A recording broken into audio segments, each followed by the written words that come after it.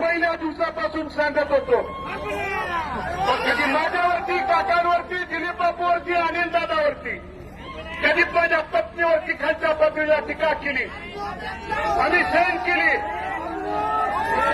पण हयात असताना माझ्या वडिलांच्यावरती टीका करत असताना तू तुझी नैतिकता जरी सोडली असेल तर आम्ही नैतिकता सोडली नाही. आणि त्या दिवशी सांगितलं होतं बदलो या दाढीचा आणि टोपीचा हाबरा तुला ह्या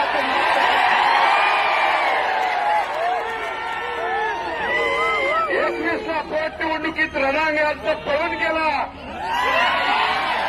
24ला देखील येतो म्हणून पळून गेला.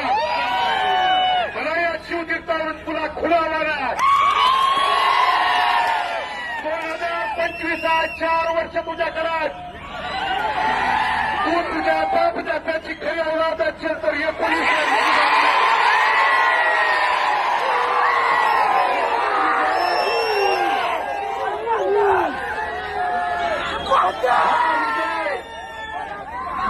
1, 2, 3, 11,136 मतांनी दिला. आणि म्हणून बंधुलो मला तुम्हाला सन्मानपूर्वक आवर्जून सांगायचा,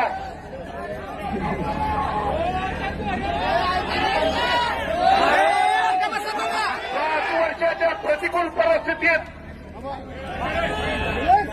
या परिवारातला तमाम इथला माझी मायबाप, वडीलधारी मायबाप, तरुण सहकारी या कुलावासाठी निष्ठत होता. कुलावाची मनामध्ये खंत होती. पण बाळासाहेबांच्या आशीर्वादानं, तुमच्या सगळ्यांच्या सहकार्यानं, पाठिंब्यानं आज पडलेला गुलाल, या गुलालाची आणि बाळासाहेबांची शपथ घेऊन सांगतो, भविष्य काळात जाईल तिथं जर गुलाल घेतला नाही तर मला या 5 वर्षाच्या काळात इथल्या तमाम वडीलधाऱ्यानं, तुमच्या सगळ्यांच्या सहकार्यानं, आशीर्वादानं मी या प्रतिकूल परिस्थितीत अनेक त्या ठिकाणी माझ्यावरती आरोप झाले. कुणी सांगितलं भालके संपलेत आणि तुझ्या बापाला भालके आणि म्हणून मी इथल्या पंढरपूर शहर आणि तालुक्यातल्या आणि मंगळवेढा तालुक्यातल्या देखील पंढरपूरमधली निवडणूक झाली बसवलं. इथं गपसल वाटलं मंगळवेढ्याला आला आणि मंगळवेढ्याला काय म्हणला, पंढरपूरच्या निवडणुकीचा विजय म्हणजे काळ्या दगड्यावरची पांढरी रेघ आहे. ही तुझा काळा दगड,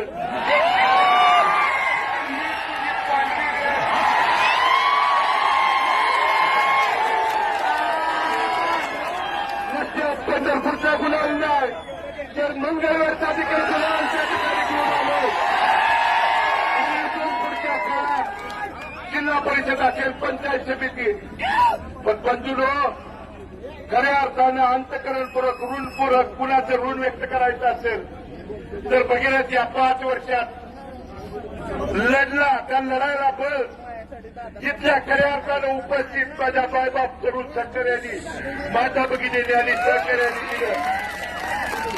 माझा बाप खऱ्या अर्थानं आज जिवंत ठेवण्याचं काम तुमच्या संघर्षानं, स्वाभिमानानं, तुमच्या लढाईनं, तुमच्या त्या ठिकाणी कार्यकर्त्यांची निष्ठा, प्रेम काय असतं या खऱ्या अर्थानं भारताला जिवंत ठेवण्याचं काम तुम्ही त्या ठिकाणी केलं. त्यामुळे तुमच्या अंतकरणात, तुमच्या त्या ठिकाणी या केलेल्या कामाचं भगीरथ बालके आणि बालके कुटुंब कधी त्या ठिकाणी उतराय होऊ शकत नाही. पण या पुढच्या प्रिन्सला आणि त्याच्या बगल बच्च्याला सांगणार 11,000हून अधिक मताधिक्य पंढरपूर शहरातल्या मायबावलांनी, मायबाप जनतेने दिलंय. इथून पुढे तर त्या ठिकाणी सूडबुद्धीचं राजकारण करायचं बंद कर. कारण बंधूंनो, इलेक्शनमध्ये त्या ठिकाणी सरकार बाजार म्हणून हाताशी धरून एक गुन्हा केला, दुसरा त्या ठिकाणी केला. काल परवा तुम्हाला सांगायचा, प्रिन्स चार्जच्या घरात त्यांनी माझ्यावरती 3रा गुन्हा दाखल केलाय. काय केला, यांची त्या ठिकाणी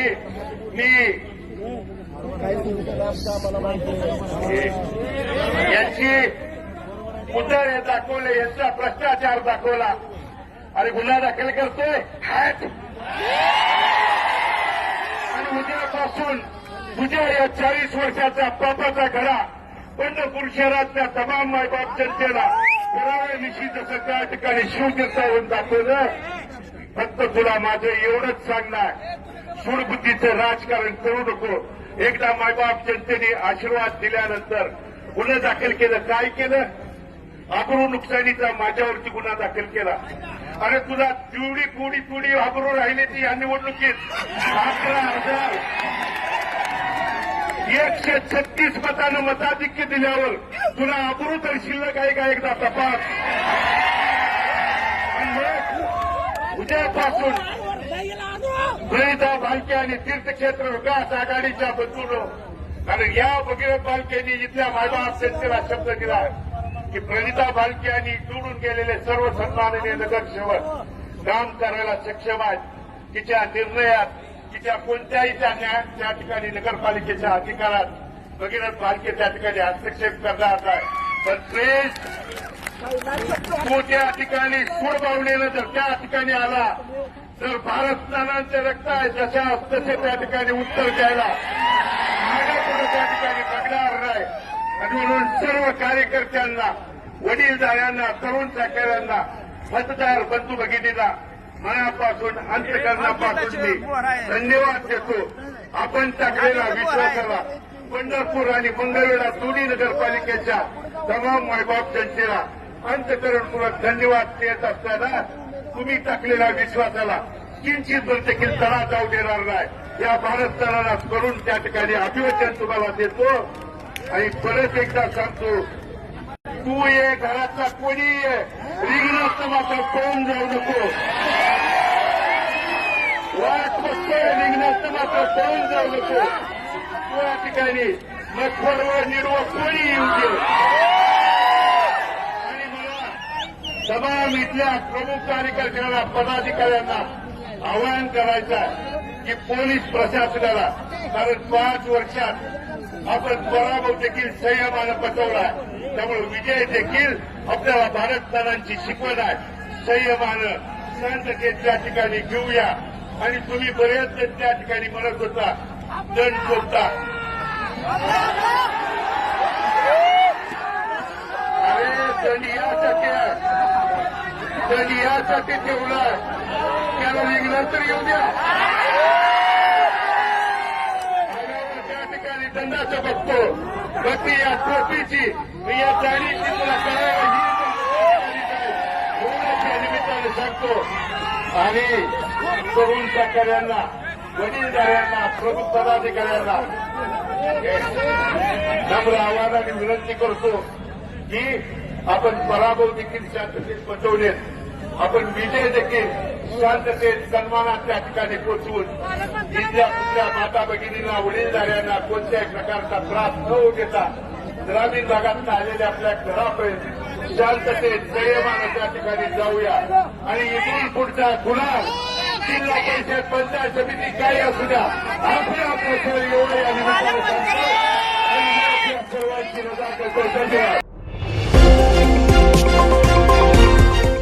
झुंजार जनता न्यूज, फक्त बातमीच नाही तर बातमीचा पाठलाग.